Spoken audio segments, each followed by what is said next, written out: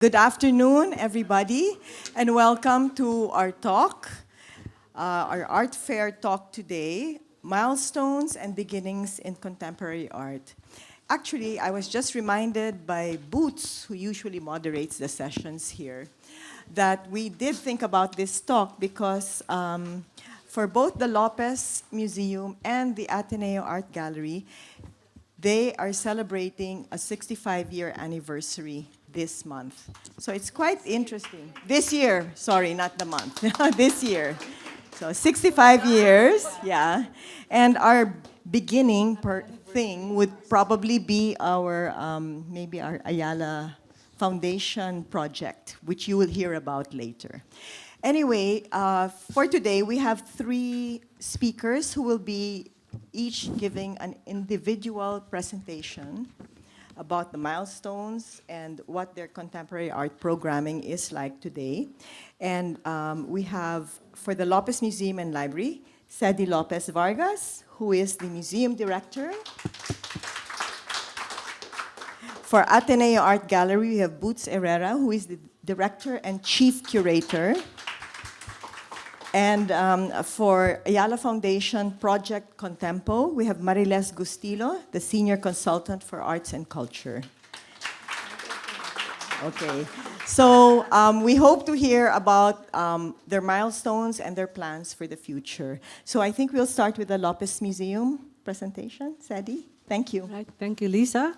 And thank you for inviting us today to share milestones about the Lopez Museum and Library as we celebrate our 65th anniversary this month, actually February 13. Just to start, it has been, for me anyway, a rather daunting responsibility, but as well an honor and a privilege to steward this institution these past 2 decades. And I couldn't be more proud of what the Lopez Museum and Library has achieved, as it stands steadfast in the vision of both Eugenio Lopez Sr. and his direct descendants. While it's steadfast, it continues to expand and deepen roots in the country and in the museum field. So today, I'll be sharing some of our milestones. And for this panel, we will be drawing focus on one of our major programs, which started in the late 90s, our commissioning and exhibition of Philippine contemporary art. Just a brief background, the Lopez Museum and Library is a small private institution that was founded in 1960 by Eugenio Lopez Sr., my grandfather. And this was done out of a deep and abiding love for country. And what he realized was after the end of the colonial period and the complete destruction of Manila in World War II, my grandfather felt there was a dire need to ensure historical continuity. So with devastating losses to museums, libraries, and archives, particularly the bombing of Intramuros, shown in this photograph, my grandfather and his direct descendants felt it was important to reconstruct a historical timeline. They began by building the library, collecting rare books, maps, and manuscripts from antiquarian booksellers all over the world. Any book that referenced the Philippines in the 50s and the 60s, they grabbed. The oldest of which is 500 years old, which documents Magellan's expedition. In an excerpt from a letter of my father to his father, my father is Oscar Lopez, he wrote, "And herein lies the value of a good Filipiniana library today.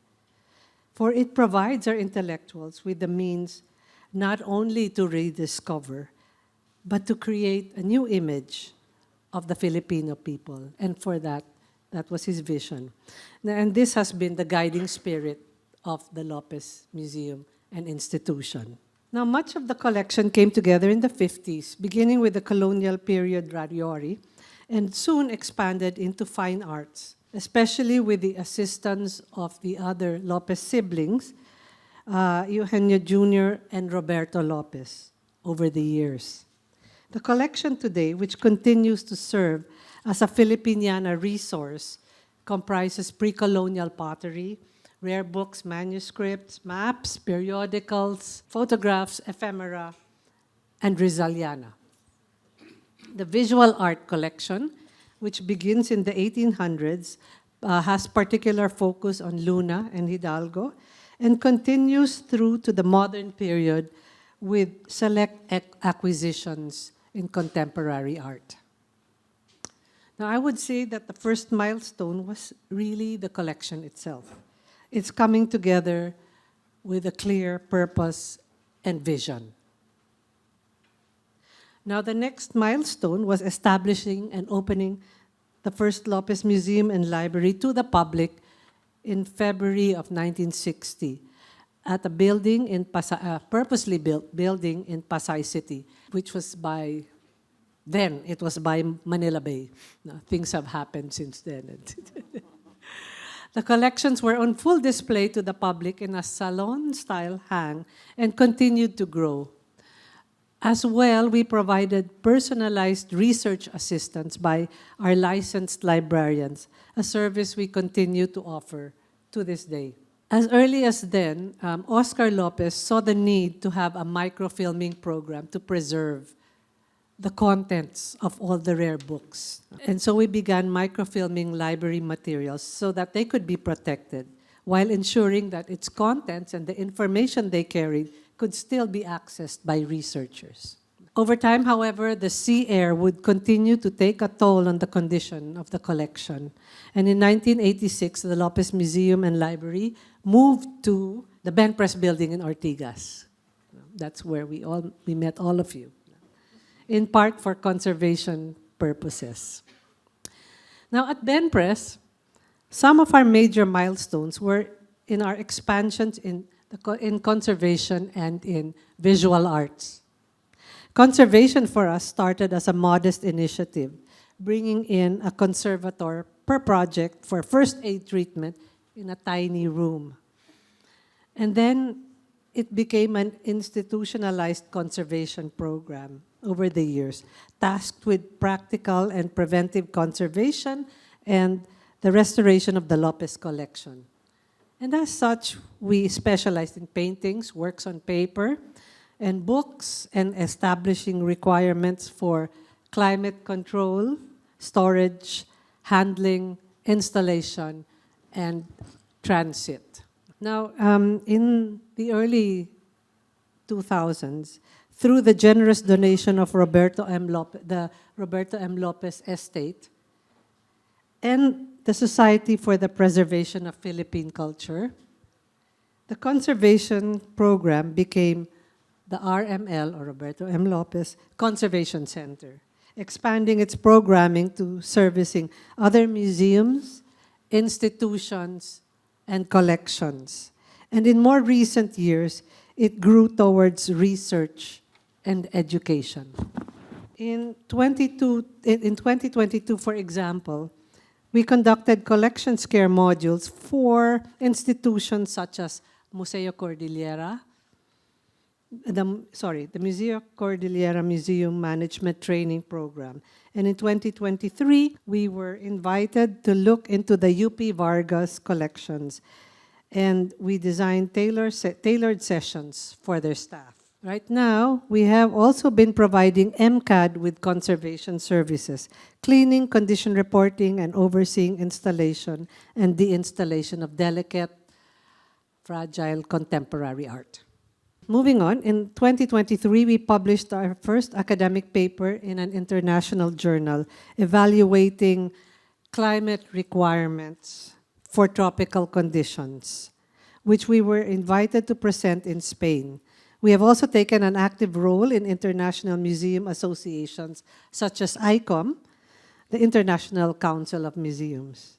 And we have also rolled out the first iteration, and Sam, this was what I was talking to you about, of our microclimate frames. Technology that has been used abroad, we have adapted to locally to seal our climate control conditions. This enables us to lend more artworks, even to spaces that don't have 24-hour air conditioning, without risk or damage such as cracking or molding. And this has also allowed us to embed sensors that monitor the environmental conditions of the painting within the microclimated frame. And it also prevents risk. Now, if somebody picks it up, we will be able to trace it. Yeah. This technology has freed us from a lot of the risks involved in lending, in lending out our collection. And it's allowing us to give more democratic access to the pieces. In parallel to our conservation milestones, we have had major milestones in exhibitions. At Ben Press Building in the 1990s, a major pivot was transitioning from a salon-style hang, there on top,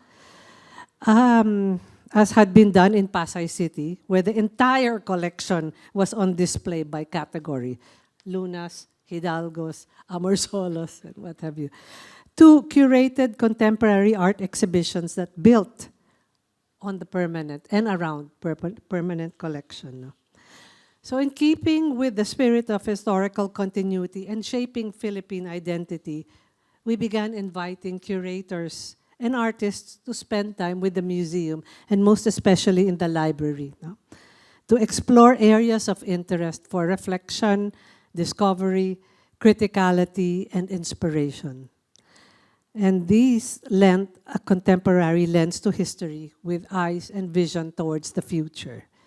This is a program that we continue today. Now, just to give you a sense of the level of our programming, in this exhibition 20 years ago, for example, it was entitled Grave Findings, a reclamation project. Maria Taniguchi, who is, I think she's exhibiting right now at MCAD, connected with our 15th and 16th century pottery that came from the digs in Calatagan, Batangas. This was vigorously undertaken during the 1950s and 1960s with support from the Lopez Museum and family. It was the National Museum undertaking it together with Lopez Museum. With the collection coming from burial sites and forming less than a fraction of a greater national collection found scattered in private homes and in museums, the conversation that this exhibition established was not limited to the tangible earthenware objects, but conceptually to all the archaeological digs and finds that have found their way to new places of repose and the journey to their present sites. So this is what Maria Taniguchi was investigating. Maria here used the pottery itself as a point of departure for her research. She studied pottery making to understand the process, participated in an actual archaeological dig, visited the Calatagan site several times to enlighten herself of the many routes that brought the collection to the museum. She also interviewed the surviving kin from the 1960s excavation team. And from this, she created a video work where interviewees recount the digs, and they lamented that they had not at all benefited from it. So it was like taken, extracted, and brought elsewhere without them benefiting from it at all. No, this is, yeah. She also created several small ceramics of would-be finds of objects her interviewees wanted to be placed inside their graves. So she did a contemporary treatment of it. She interviewed the kin and they said, oh, so if you were the ones digging, what would you like to be buried with? What burial objects would you like to be buried with? So they had like a laptop. This one was a ring, I think. Somebody wanted to be buried with a guitar or a piano. So she created about 100 different ceramics of pieces that, present-day burial objects.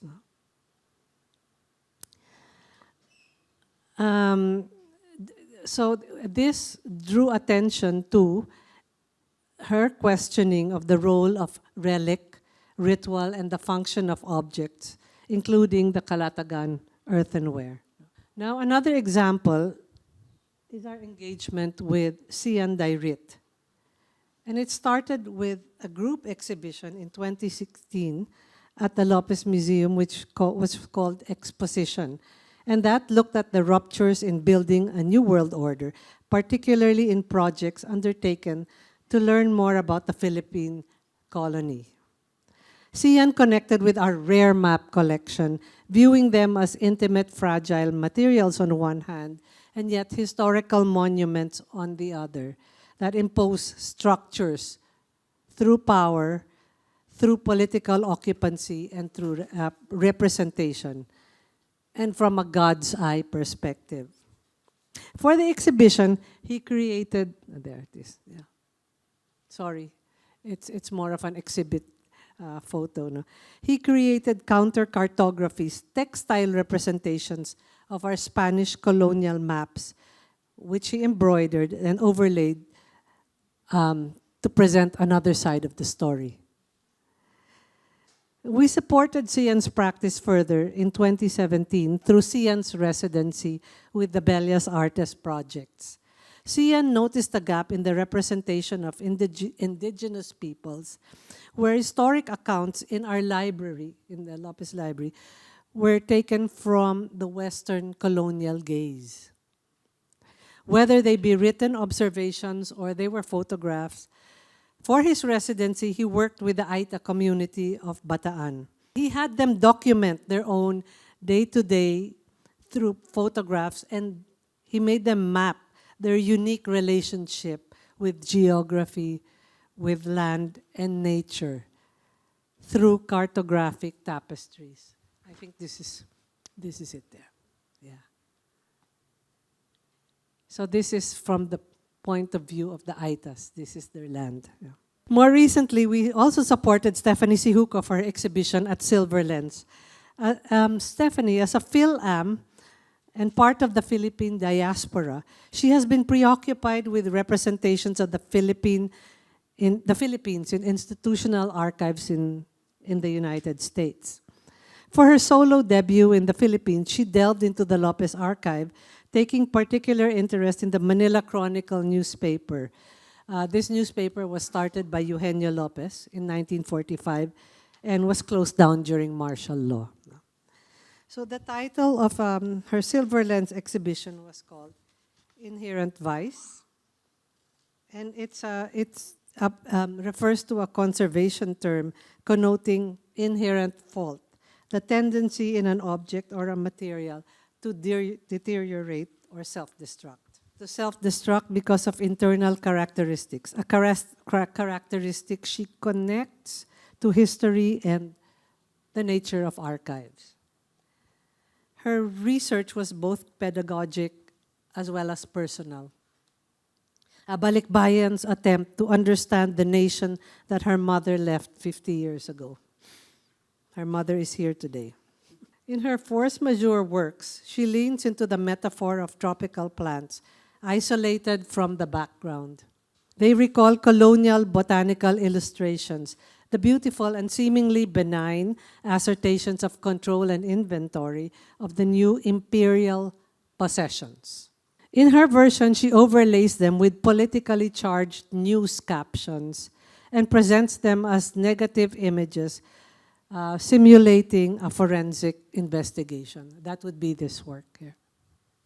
So all in all, we look forward to planning and commissioning works such as these and supporting contemporary art exhibitions, lending continuity in time and space, and capturing the voices of Filipinos across the islands and all over the world, including those traditionally underrepresented from the indigenous to the diaspora.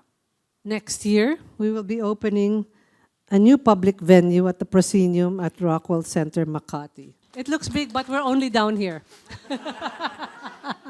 The rest is performing art, yeah. Just to manage your expectations. This will form part of a cultural space that includes a performance art theater, which takes up most of the space, which we hope the community will weave into their day-to-day.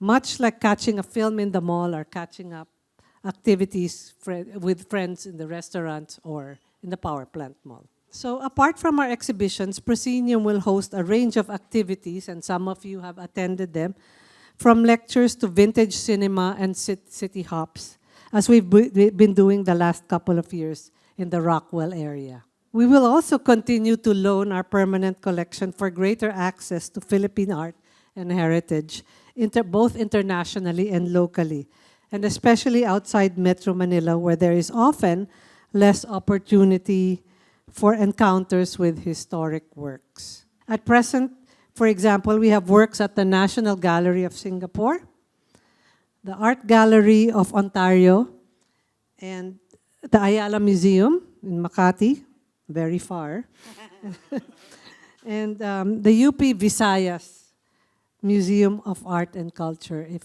any of you have time, please go and visit Iloilo. Yeah. It's a wonderful space to host an exhibition. And as my father has always wished, we will continue to enrich the library, improving on our digitization, public access, and delivery of materials for research and scholarship. Now, one aspect I would like to emphasize is that a key element at the center of our hopes and plans for the future has been our community. We have had the pleasure to work with the following institutions these past 5 years, many of whom have been working with us for decades. And the strength of any institution lies not only in its own vision, but in the power of partnership and collaborations. By working together, we open doors and avenues to new ideas, we amplify our impact, and create a lasting legacy that reflects the diverse voices and perspectives of our shared journey. So to all these partners, my thanks and gratitude. And I would like to end with this quote from my father. We are but stewards of a legacy that we must preserve and build upon for the benefit of future generations. Thank you, everyone, and good afternoon. Thank you, Cedie. It was great to hear about how the beginnings of the Lopez Museum and Library have kind of been interwoven into all their contemporary art engagements. And it's also good to know that you're going to soon have a space where we can physically, see and experience your activities. So now we go on to the Ateneo Art Gallery. Boots. Yes, so thank you for this opportunity to share what we are doing at the Ateneo Art Gallery. It's my first time to be a presenter. After the 7 years we've been moderating, organizing this talk. So, but it's a good opportunity for us to share what we're doing and some milestones, as mentioned, no, in the theme of this session. So we're also celebrating 65 years. I wonder what was the impetus in 1960? Although post-war, yes. But also, with the case of Ateneo Art Gallery, Sobel's donation to the university actually started in 1959. The first letter wherein he formalized his intention to donate to Ateneo was dated 1959, but the museum was founded or formally launched in 1960, and we celebrate the month of August. There are different sources, it says July, but I think August because his birth month, no? Anyway, so for this presentation, I'll be looking into or focusing on 4 aspects. How the collection started and how it grew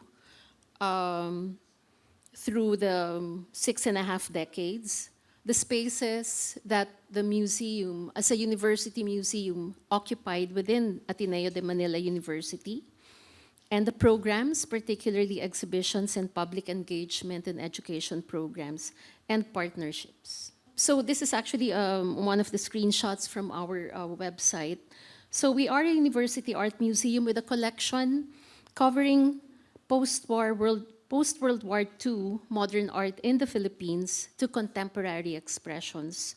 We also have a growing collection of fine art prints. Our museum is also an advocate towards supporting and promoting contemporary art practice and its understanding through exhibitions, awards, and public engagement programs. Essentially, if you consider how Zobel, the reasons why Zobel decided to donate his collection to the university, that's always been our guiding, our parameters, no, in establishing and continuing our programs. So through the donation of Fernando Zobel, it was established through the coordination that he gifted. And this was, but before this, there were two initiatives that he was part of to establish a museum, and he was intending to donate his collection to those to that initiative. First with AAP, and the second was with the Family Corporation, which didn't, both fell through, but Ayala Museum, of course, was founded a few years later. So Bell's gift and vision, as I said, remains a guide for its programs and initiatives. His gift represented what is contemporary art at that time and fulfilled his vision to share his collection as an educational resource and the source of Philippine pride. Do you recognize him? Actually, see, Ambet didn't crop a portion of the grade sheet wherein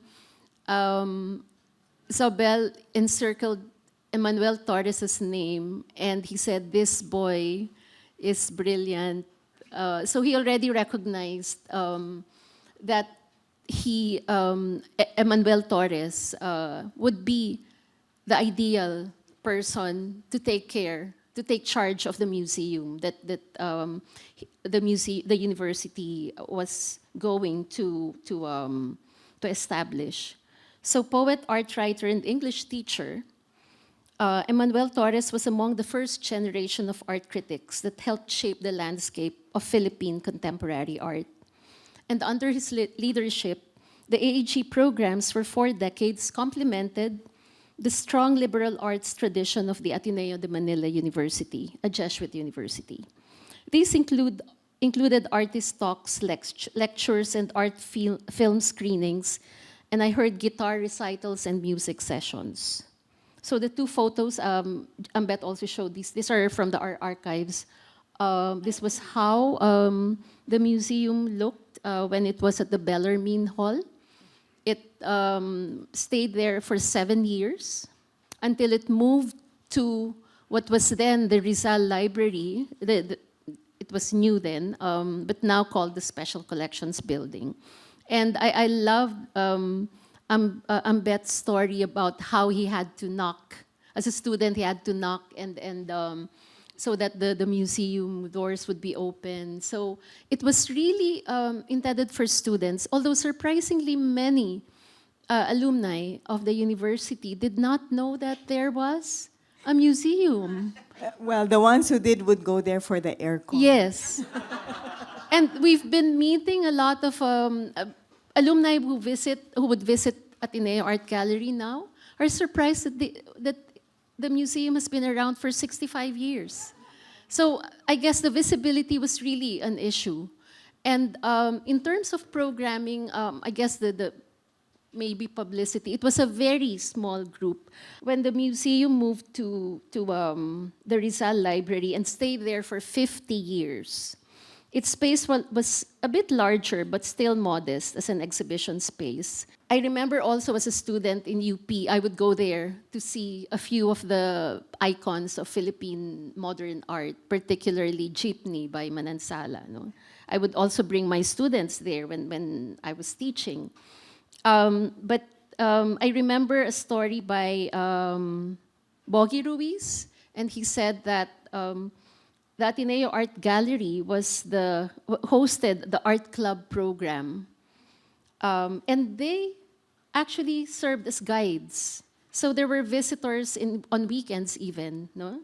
Among other artists who were part of that group were Pandy Aviado, of course, much earlier than Bogie because Pandy is older, and also Pete Lacaba. No? So these were art club members, and Bogie would jokingly always say that they would go there because they would love to see the gallery assistant, the very voluptuous Yoli Arambolo. She actually retired maybe, when was that? Hindi naman. Hindi ko naabutan si Yoli, but she retired, I think before early 2000, no? At the start of the new millennium, the University Museum embarked on a more proactive role in engaging with artists and curators, among them academics, to explore new voices in interpreting the collection. Its programs have given emphasis on participation and process. And by this time, the AAG programs evolved more as research initiatives, and thus the collection ceases to be relics. So with this actually became more developed from the time when Richie Lerma, most of you probably know him, now with the Salcedo auctions. From 2003 to 2014, he was the director and chief curator, and during his time, he created the position of a managing curator and invited Yael Bencamino Borromeo. And both of them actually embarked on a more active collaboration with the contemporary with contemporary artists. The photo at the bottom is actually an example of an exhibition that featured women artists curated by Lian Ladia. The title was You Have Every Right, featuring contemporary female artists working on video, painting, photography, media, and technology. There were also exhibitions that took the collection in different perspectives. There are two images there, left and right top, on the top section, exhibits that I co-curated as a guest curator on Lee Aguinaldo, and the other one is Roberto Chabet with Fernando Zobel and Lee Aguinaldo. So these are, they were very open to exhibitions that did not only feature the collection, but focused on artists represented in the collection. At the bottom, this is a project that I already was involved in. It's actually a collaboration with artists from Australia, Octoroon. These are contemporary Aboriginal Australian artists. And this was made possible through our partnership with La Trobe University. So at this point, I think there was a more active engagement with partners of the university.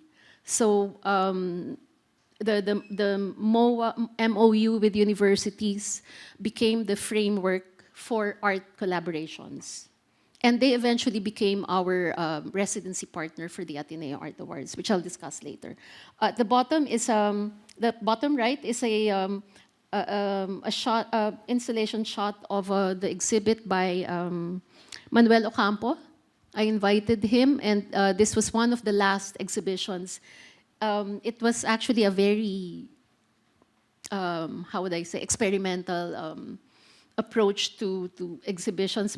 I didn't really know how he would work with the space. We just gave him the space, and he brought in Jigger Cruz to collaborate with him. And Angel and Manuel had a conversation, actually, as part of this exhibition. And it's one of the videos uploaded in our YouTube channel. And of course, in 2004, Richie and Yael both conceptualized the Ateneo Art Awards. And some of you might be familiar with the concept of the Turner Prize. It was sort of, I think it was based on that, but of course, focusing more on younger artists. So it was launched in 2004 as a contemporary art prize for visual artists below 36 years of age. And for more than 20 years, the award has given recognition to contemporary artists who continue to enrich the art scene to this day, many of whom are actually part of exhibitions in different galleries and participating in the art fair. There are a few images of the collaterals that are part of the process of organizing the Ateneo Art Awards. From 2004 until 2013, it was a free-flowing approach to design. From 2014 at present, we have adopted the logo of Ateneo Art Awards. We have, because when I came in 2015, the pyramid trophy was already in place. But before that, I remember their trophies were very unique. I remember there was one year that they gave out seedlings of trees as trophy, a street sign for the 2005 award. So I think what I want also to say is that the Ateneo Art Awards was an opportunity to collaborate with designers, and which we continue to this day. I guess the reason for adopting a more like templates for some elements is because of costs, because he couldn't predict what the designer would produce. No? So it's more practical than anything else. This is actually an exhibition of the 10th year anniversary. So if you're familiar with some of the artists' works, Kawayan de Guia, Leslie de Chavez, Poklong, Anading, Kawayan again, Marina Cruz. At the left side, the cropped image is Annie Kabigting. We actually have a version of that the artist donated to Ateneo. The expansion of the collection from the donation of Fernando Sobel largely happened within the term of Eric Torres, but it increased again, obviously, when we moved to our new building. No? But there were also donations during the term of Richie. But I was looking at the statistics, and much of what we have now were actually acquired through donations during the term of Eric Torres, mostly from artists and art patrons, collectors, and some alumni. Now we're getting more donations from alumni. No? In 2014, the Ateneo Art Awards included a writing prize, which is a partnership with the Calo Ledesma Foundation. From what I gather, I was not yet with Ateneo. It was actually Ada Mabilangan, the daughter of Purita, who approached Ateneo Art Gallery and asked how could they partner with, how could they work with Ateneo Art Gallery and also honor the legacy of their mother. And I think it is an ideal partnership. And it was then, in 2014, that the Visual Arts Prizes was named after Fernando Sobel as a tribute to the founding donor, and the Writing Prize named after Purita Calo Ledesma. Before that, the Visual Arts Prizes was just the Visual Arts Prize. I mean, AAA. It did not, was not named after Fernando Sobel yet. So I think I wanted to clarify this because people thought that from the very start it was already named after Sobel. So that happened only in 2014 as a way to also pay homage to the founding donor. And many of the shortlisted art writers and winners are actually contributing, are already even they're curating. Portia is here, who's now the head of the PWU art space. Art Fair Philippines have been getting the writers who have won, no? Writing for the art fair. This For year our it's catalog, Carla, yes. Carla Gamalinda. Yes. Are you here? And of course, there were partnerships. No, the Philippine Star has always been a partner from the very start, and then the Embassy of Italy, the Giorgio Guglielmino, yesterday mentioned this for a purchase price. Art Asia Pacific magazine for the writing prize. Katipunan Journal came in during COVID. There were a lot of good things that actually happened for us during the COVID years.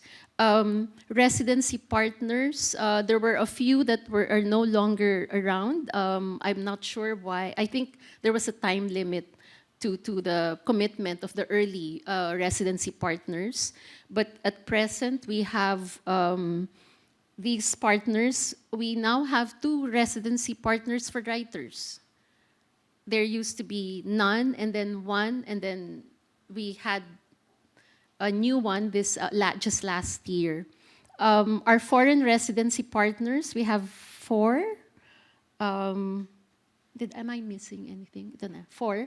And then the latest addition is actually OCAD University in Canada. Wala kaming US, buti na lang. Ay, sorry. Mahirap mag-apply ng visa. And then the local residency partners are also very, we were very happy with this. No? So these partners are all outside of Manila. And of course, moving to the new facility, which is the building called Arete. We're still called the Ateneo Art Gallery, by the way. We often are called Arete Museum. We're not that. Because Arete is the bigger building. There's a theater, different facilities there. So we occupy part of the arts wing. And in that side of the complex, the hub, we share the space with 2 theater venues. No, and obviously, the amount of additional space afforded us and expanded to expand our programs. So in terms of exhibitions for the collection, we've managed to organize more exhibitions that would focus on a segment, a theme or a segment of the collection, or include it in a thematic exhibition, like what Father Jason did in 2018. Yellow Ambiguities included both the Ateneo collection and works borrowed from artists and lenders. Matrix 2 is actually the second iteration of an all-women exhibition, which started in the old space. At the bottom right is one of the areas of our ongoing exhibition Synergy of Ventures for the Fernando Zobel Centennial. And the third floor galleries became the space where we could collaborate with curators, artists, for specific projects. Our inaugural show, when we moved to the new space, was an exhibition. I invited Ringo Bunoan to curate an exhibition to focus on the decade of the 70s, which was very interesting, and we love that the artists, featured artists, really appreciated seeing their works from decades ago recreated. So it included Joe Bautista, of course, Roberto Chabet's work, Danny Dalena, among others. We invited Angel Velasco Show to curate a photography show, not visual noise, the 2 images at the bottom. And then we've been able to work with artists, mid-career artists, more senior artists, because I remember when I was not with Ateneo Art Gallery yet, some comments I would get from artists is, how come they always focus on the younger artists? No, so we really made it a point to have a mix. No? The Ateneo Art Awards program occupies like a third of our exhibition program already. So we try to mix the programming and focus on specific artists. Also, we've been working with artists focusing on their drawings. Artists appreciate that because these are works that are often not exhibited, and it really gives a more interesting insight on their artistic process. So Pete Jimenez, Oka Villamiel. Unfortunately, these are exhibitions that we mounted during the COVID period, so very few people saw it, but we have a video of their works on our website. So other artists we have featured Alfredo Esquilio, Marcos Tignani, his Infinity works from three projects overseas, Pio Abad, Bogie Ruiz at the second floor. And then the outdoor installation program has been a platform to encourage projects that are ephemeral. So these are so far the 4 projects we've had for this space. Of course, we didn't intend to have the building there, but it's always there. Whenever we take photographs, yeah. Except, of course, Agnes Arellano's project was different because when I approached her for this particular space, she was excited, mainly because these are works that she had intended to be shown outdoors. So it was an opportunity to have it shown. But these are actually cold cast marble. No, so they were safe outside in outdoor spaces. And of course, partnerships, being part of Art Fair Philippines since 2017. No? And then we have been having our partnerships with embassies and cultural organizations. I think it's also a very important milestone. These are some exhibitions we've organized with support from partners. Was it last year or 2 years ago? I can't remember now. Snare for Birds. It's actually quite a very powerful exhibition that had 3 iterations here in the Philippines. It's co-organized with Goethe Institute and a museum in Germany. 2 Spanish artists we've hosted, Dominic and Anthony Muntadas. We'd like to share a milestone. We just received word that we are one of the recipients of the Premio Casa Asia for this year for the category Culture and Society. The official letter actually just arrived or got it a few days ago. But I was informed by the ambassador that they nominated, thank you, they nominated Ateneo Art Gallery and Museo de Arte Abstracto Español for both. So we're sharing the award. No? We have yet to get details, but it was a very pleasant, happy surprise. And the citation, when I read the citation, it actually acknowledges what we have been doing and following what Zobel had always envisioned, supporting contemporary art, promoting Philippine art. And lastly, our education and public programs have expanded. There's so many. I was going through all the images, the announcements we've had through the years. And it's quite daunting that we've been able to organize all this, especially during the lockdown. We were, parang na-zoom out kami. Because of all the constant online, because we also needed to maintain our presence, but it was good. So we basically have art speak sessions, workshops, lectures, guided visits, guided school visits, and internship programs. No? Just some general. And one of the, we want to always share our experience working with Teach for the Philippines, which has worked with us in bringing in public school children for 2 years. The 3rd year, it was COVID period, but we managed to publish learning kits based on our collection. So there were, these are images of the groups that visited, no? Ateneo Art Gallery and the campus. So we also designed a campus tour where they would go to different parts of the campus for half a day. So it was not like just 1 hour going around the museum. I will end with this video.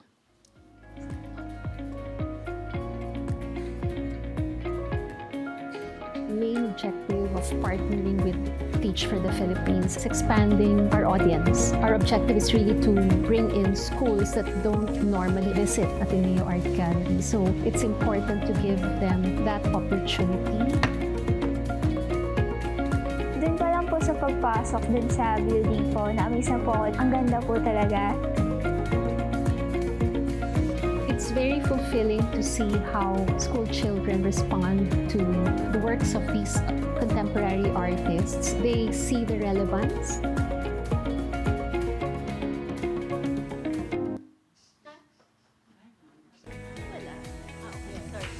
Yung nakita ko po ngayon sa art gallery po dito is, depende po sa perspective nyo. Wala pong maling meaning sa isang artwork. Ang favorite ko po na artwork, yung sa Marawi din. Yung karosa po na gawa ni Fernando Zobel. Ang naka-inspire po sa akin, gawa po ni Pablo Baen Santos. Ang pinaka-favorite artwork ko po na nakita dito is yung ang mamatay ng dahil sa'yo. Yung pagpapakita po na hindi po tama, ginawa niya pong art po yun, which is nakaka-amaze din po talaga ng sobra. Ang pinaka-favorite artwork ko po ngayon is, eto po, yung Herrera po. Nagpapakita po siya ng mga nangyayari na kasalukuyan po.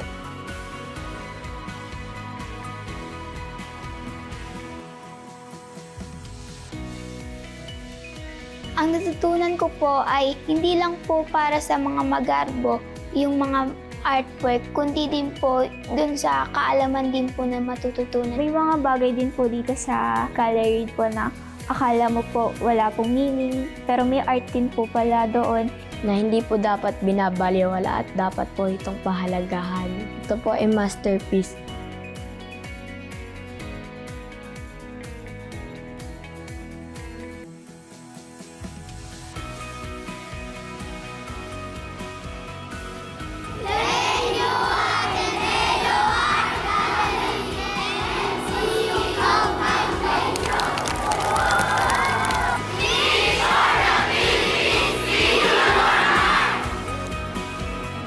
So it was also funded by Museum Foundation of the Philippines, which we hope we can continue. Thank you. Thank you very much, Boots. It's amazing to see your journey from that basement in Rizal Library, which I'm so familiar with, to this huge expanded building and program. I have a memory that I've remembered when I looked at the basement. When I was a student, Ground level. it felt like a basement. It was very cold. And I remember when I was a student, as part of the Humanities Club, I helped organize 2 exhibits there. One was with Edgar Talusan Fernandez, which was the choice of Eric Torres. And the second one was an exhibition on paper with Saballero, Olaso, and Ray Albano. I think. Wow, Yeah, interesting so this is lineup. a long time ago. We need to go through the archives of its programs during Eric's time. We don't have much information about that. I have a poster of Okay, the that would paper be one. I also want to add, Ateneo Art Gallery started as a 2-person office. Now we're 9. yeah. And of course, we have security and maintenance, but the main core team is, we're 9 now in our office. So that's a big leap. No? So hopefully we get to do more. Thank you. Okay.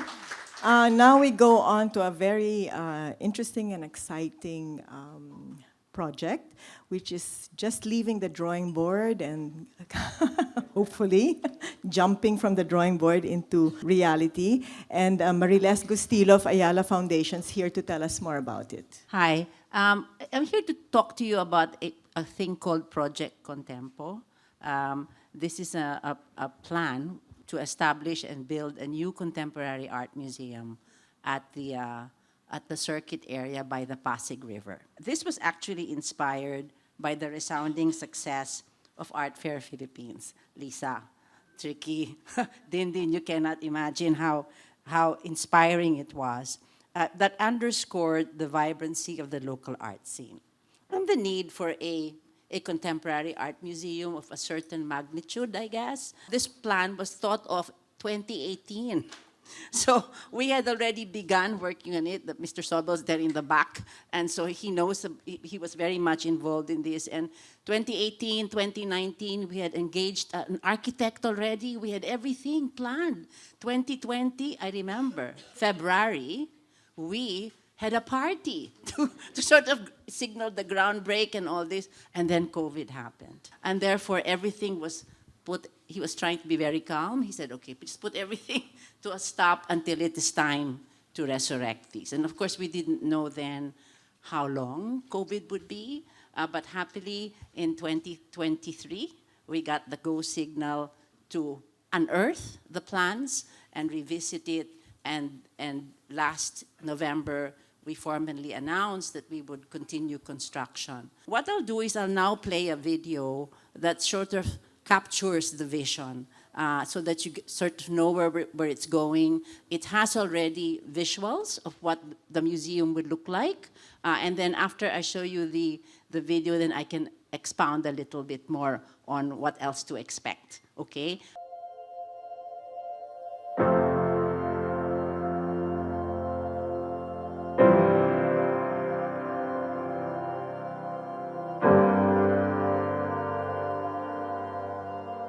Art frames life. But what if we could bring ourselves into the frame? Changing from spectator to co-creator and creating a deeper, richer perspective. In one of the most dynamic emerging markets in Asian contemporary art. For art aficionados, both old and young, who are keen to experience the art of now. Presenting a new home for contemporary art. A cultural gateway, a lifestyle destination, a creative campus. Iconic in design, drawing inspiration from nature. This new museum will be a world-class space for art and culture, a permanent home for contemporary art. Envision a space that serves as an experimental platform for artists to explore innovative concepts in response to the ever-changing world around us. A place that fosters curiosity and creativity, igniting a passion for the new and the now. Designed by renowned Thai architect Kulapat Yantrasast in collaboration with Filipino architect Ed Calma. This iconic landmark will be situated along the Pasig River, creating an inviting art and culture promenade. Amidst the old Santa Ana district with its storied past of thrill and spectacle. Spread over 2 hectares of Circuit Makati with its youthful energy. And the 1,500-seater state-of-the-art Performing Arts Theater. This art space will fuse indoor and outdoor spaces for a museum experience that celebrates the beauty of both art and nature. A global destination with local roots, this contemporary art haven will be a thought-provoking space where people of all ages can experience the most sought-after, trailblazing, Philippine and international contemporary art of today. This center will be a haven where people of all ages can immerse themselves in contemporary art year-round, experiencing a diverse array of forms, from painting, sculpture, and photography, to installation, performance, film, digital art, and interactive experiences.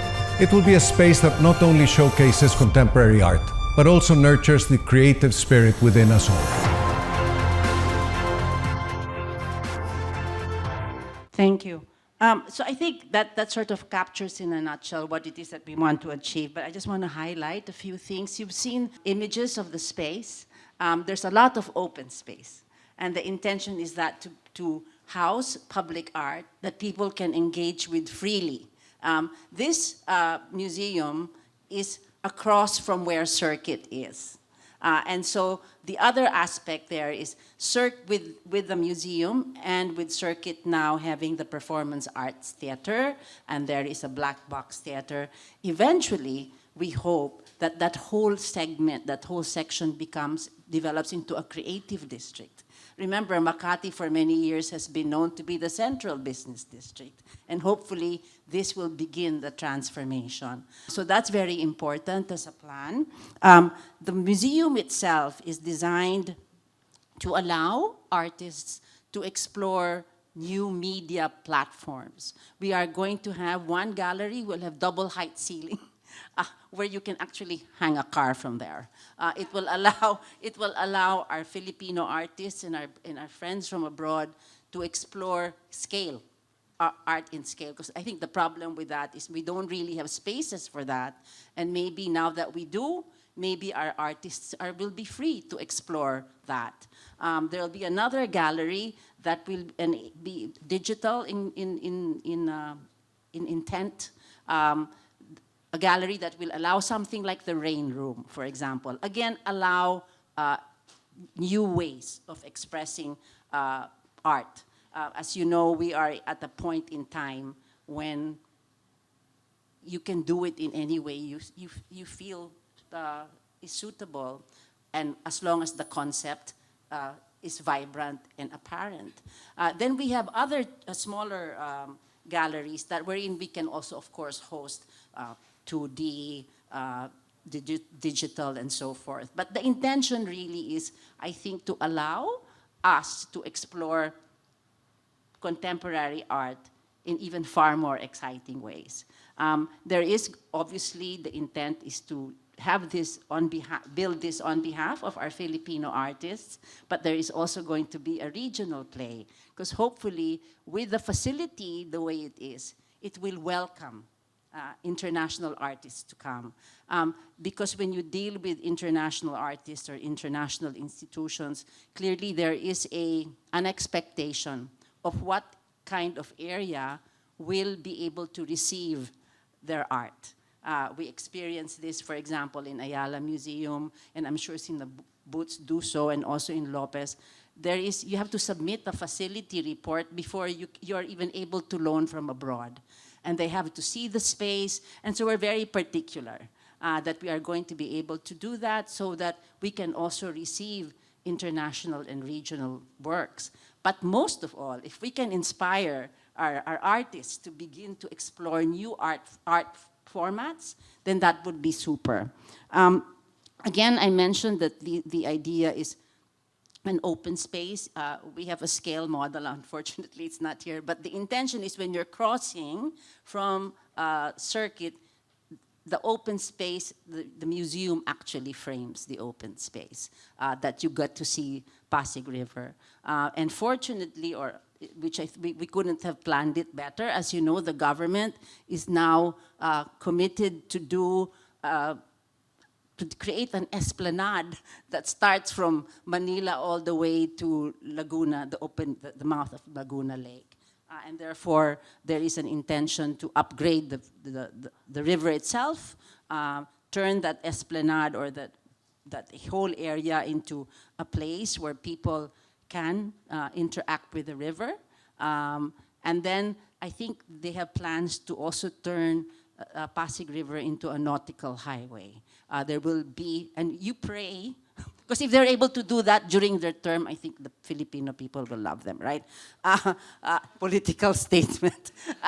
But I think the idea is, if that could be an alternative, I think the plan is there will be ferry stops across that 25-mile area.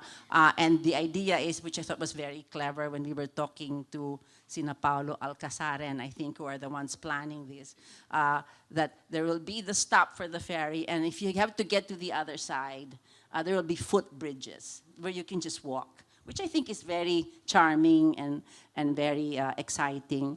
But for Ayala itself and for the foundation, this is one exercise wherein we hope to be able to engage with the community that lives in the area. Because as a foundation, clearly the challenge for us is how can we engage community using art and culture? Clearly, you can engage the community through an education program, through disaster relief.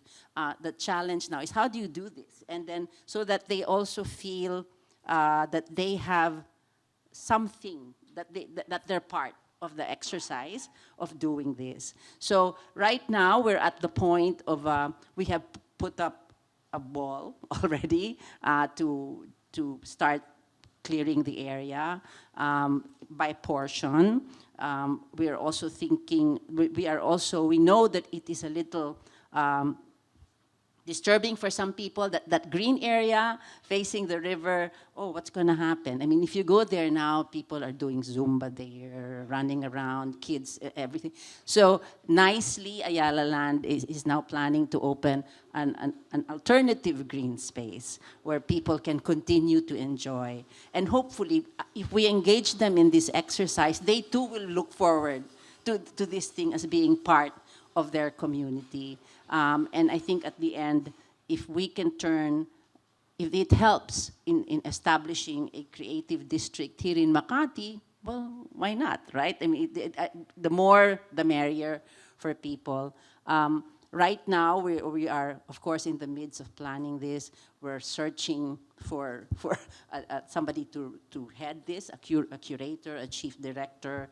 But the one that's really firm is the design. 2 days ago, we had Kulapat Janstrasast here. We're very lucky that as a architect, he's also a lover of art. So he's very particular about how the space will relate to art. And of course, we're very lucky that Ed Calma is partnering with him. Because as you know, Ed has built some of the more notable museums here in the Philippines, mainly the Mine Museum. So we're quite excited about where we're about to start. This is our baby. And so it's a beginning. People have asked me, are we going to collect? The initial plan is maybe it's a Kunsthalle, which is an exhibition space. But then again, we'll never know. I mean, the intention is to have this at least completed by the last quarter of 2027, permitting schedules and all, and maybe at the latest first quarter 2028. But that's not such a long way off. And I think what enables that is because we already have a plan. If we had to start with architectural blah, blah, blah, blah, ay, sus, goodbye. We will see you 2020, 30 or something. But we're very excited. We hope it will add to what's happening. I mean, what's happening with Art Fair, all these activities that Sinat Boots are doing, and Cedie, as we say, you can't do it alone.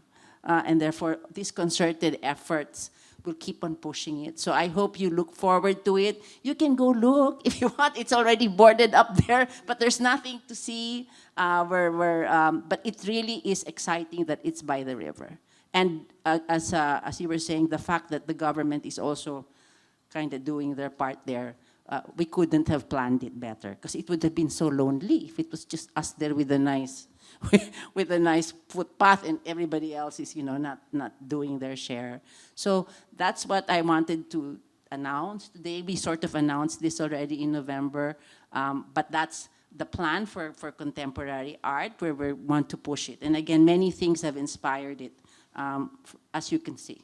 So it's building on strength after strength. So thank you. It sounds really exciting, and I think everybody's looking forward to having a big there's center. venue rental. We have to make money. So don't be afraid. Ask me. Okay. Since we don't have much time, we have a few moments to ask some questions. So can I open the floor to any questions that you wish to ask these ladies about the work they're doing in their respective institutions? Good morning. I would like to ask one thing, Ayala Museum and to all the other museums. I believe that a lot of museum has problem with storage. Yes, So of course. in this regard, Yeah. you see, also artists who wants to donate painting. And also, let us say, like abroad, there are really people who would like to have their collection exhibited 10, 20 years. They can give. But here in the Philippines, it's not allowed, as you know, because they don't want to insure, even if the collector would like to give it without any price, just the assurance that collection is insured. Apart from that, you are calling museum something that you don't keep thing inside. So why is it called museum? Yeah, I think the name is something obviously we're going to, right now it's Contemporary Art Center is one option, because we realize that with the name comes certain realities. Responsibility. So it's not there, quite there yet. Silvana, we're conscious about the storage, as you know. Like for example, when we entertain, it comes and there's these huge installations, and whether, if you kept it, that's why we're thinking of a Kunsthalle, if you deconstruct those things, and where will you store it, and then how do you put it back up? No, I think that those are things that we explore. As far as when you were saying people want to loan for 20 years, at Ayala Museum, we do accept those and we cover the insurance. So there are long-term loans, 50 years, 20 years. So it's not like it doesn't happen. And we cover everything the moment it is turned over to us. And of course, the request on our end is, can we obviously make it part of our exhibitions and stuff. It just gets tricky when the family will say, can you post it permanently in your, that's tough because right now, except probably for the National Museum, which is huge, us private museums cannot afford to put permanent exhibition, permanent installations for certain donations. So what we do is, then we plan around that. But in the plan of museum, do you have a state-of-the-art repository place? Yes, of course, that's the plan, yeah. Because And that's when why you see the other museum, they have one of the major thing is their place where they can conserve painting. Yeah. What we've done for this new project, Silvana, is we worked with an expert about the facility, not necessarily curatorial, no? We worked with an international firm that helped us plot out adjacencies. What area is close to what area? What do you need, at least at the minimum, for the facility in terms of, aircon? Is it needed? The aircon is not needed, and storage. But I think the idea is to be dictated upon as we decide further what we're going to keep or install. But yes, I think the idea is to, as I mentioned earlier, you have to have a certain standard in terms of the facility, or else no one's going to lend to you. So we're very conscious of that. So we try to speak the same language as all the other museums in the world who we would like to collaborate with. I have a question for the three of you in regards to coming up with alternative kinds of funding or assistance for the artists of all levels. Because as you all know, we're facing some pretty hard times, and we all need them, right? So I'm just curious, I know that each of you have very specific kinds of programs and commissioning artists to do projects and whatnot. Are you thinking about the future in terms of ways for the artists to be able to sustain themselves as they work with your institutions? Sorry, what do you mean by sustain themselves? Well, this is really a radical kind of model of what I'm suggesting here, because no big museum, I'm from New York, they don't do it. But I think one of the advantages or part of what I feel can be a vision for the Philippines is going beyond the West, going beyond the way that we've structured things in our cities. And, you know, the Philippines with the possibility of being able to come some kind of regional hub to challenge Singapore, quite honestly. Wait. But what I mean by this is there has to be some forms of programs. That's And I understand that's sustainable, and I understand the difficulties that each of you face in being able to just sustain your day-to-day operation. Exactly. But there has to be ways to somehow work with the artists, more than just showing them. They really need support on the ground, whether you have spaces for residencies, studios, things like that is my question to all of you, because we're facing challenges. Yeah. I think, Angel, we're piloting residencies right now and I think that's perhaps what we can offer right now, no? Yeah. Yes, residencies for the artists, providing the research material that they would need, and perhaps maybe later on the space to exhibit. Would that be it? Or are there other? Maybe we could work with there are a lot of independent residency Yes. programs that are all In fact, around the country. Yeah. I guess from our based on with Ateneo Art Gallery's programs, the Ateneo Art Awards is a platform for that. Although with more residency partners, that also increases the costs from our end because we provide allowance. And what we plan to do now is find sponsors for specific residencies.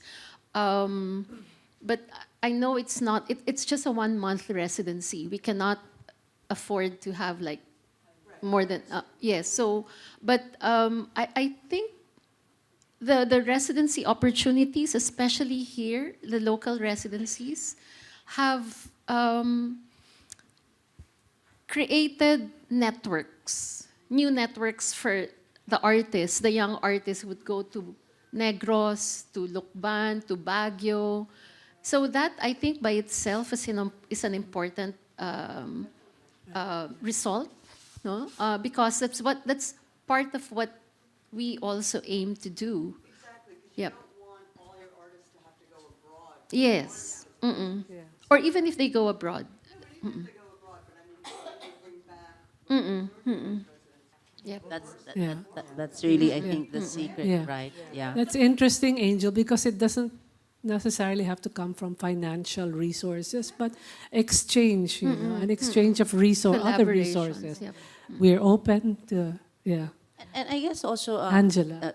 Angel, just to add to that, I think also the concept of patronage is something that we need to explore. We had a very nice talk the other night about it. It's new to the Philippines, but that's something that we should explore. Patrons. Patrons, there are individuals who collect, right, and clearly love art. Maybe that could be expanded to explore supporting artists that they like. So it was an interesting conversation. I think it was Christopher Liu who gave a talk at Silver Lens about patronage. Again, it's a word that we know, but it's not operational, and neither is it something that we're comfortable yet doing. But again, that's something that maybe should be explored. Can I allow, Angela? okay, 2 more questions. First, Matthew. Hi. Please. So first of all, thank you for that lovely presentations, ladies. I've noticed that, Ms. Mariles, you mentioned the center is going to be, you want to build it like a cultural district. When I think of that, I'm from Hong Kong, M Plus Center. So theater, Palace Museum, a performance on theater, M Plus, big area. But I've noticed now that hopefully Lopez opens next year, because I've seen now it's going to be, I don't know, maybe I'm just thinking in my head, is there any plans to, I mean, these are sister museums basically. Are there any plans to like, because it'll be great for a foreign visitor to come to the country. They go here, they go to Lopez, and then they go to Ateneo, and then there's a transport link of some sort. Maybe. Or a cultural link, because it is viable. Because if you go to Tokyo, Ueno Park alone, there's like 5 museums, and 6 if you include the theater. So maybe that could be something that could be worked upon, especially Absolutely, with the Matthew. private Yeah. sector. And also, it can be worked with the government. The Yeah. government Yeah. has enough, because tourism that's drawn to your city will be Yes, much yes. appreciated. Yeah. No, but that's a Yeah. good idea. Thanks, Yeah, Matthew. and I think We Makati should- City is very active. We should in this. revive the Zero In. Eto na. Yes, that's us. Yeah. If that's something that Yeah, yeah. Can you explain what it was a Zero In consortium was? among private museums. This was before my time. I think I caught the Tail last- end, yeah. The tail end, yep. So it was Lopez, Ayala, Museo Pambata, Bahay Chinoy. And so we all kind of did things together. It was just very helpful. Yeah. We just need to revive it again. Over the years, I think we were absorbed by the AGMAM, which is a larger consortium of museums. But we continue to work together. Okay. This is great. Angela, please. Yes, this is great that we have now patronage, we have philanthropy, we have tourism. This is amazing. One more thing I'd like to add is the Ateneo's programs involving, let's say, the Embassy of Italy. For example, in printmaking, I'm exploring foreign cultural groups, councils, help us with our printmaking education by coming over and teaching workshops. So the resources that you all have with the international community could also add to the philanthropy and the patronage. But let's go after also the cultural councils. It's soft diplomacy. Yeah, thank you for that. Okay, one last question urgently asked by Sam. How then do these core collections or beginnings inform the way you as institutions work with or think about the contemporary and how you participate in current cultural and social conversations? I guess what I'm asking for is a through line from where you started to where you are now to where you want to go. I Okay, think I guys, yeah. answered it Yeah, because we've always referred back to Fernando Sobel's advocacy, as a patron and sharing his collection. So that's what we continue to honor. Yeah. Yep. Cedie? I think the same thing. Now, I answered it in the presentation. We use it as a trajectory to jump into the future and to further visions. Yeah. Yeah. On our end, since we're just beginning, I think the thing that sticks to my mind really is obviously you always have to refer back. But in the case of, say, Project Contempo, the new and the now is something that we would really like to celebrate. And that's probably because we have another museum called Ayala Museum, which is an more art and historic. history museum, right? So again, as a organizational setup, that's something that maybe we will explore, but that doesn't mean that the two can't interact. But in terms of focus, it's really what excites us is the new and the now. So from there. All right. Thank you. Thank you very much for this very engaging Thank session you. with many Thank you. questions. Yeah.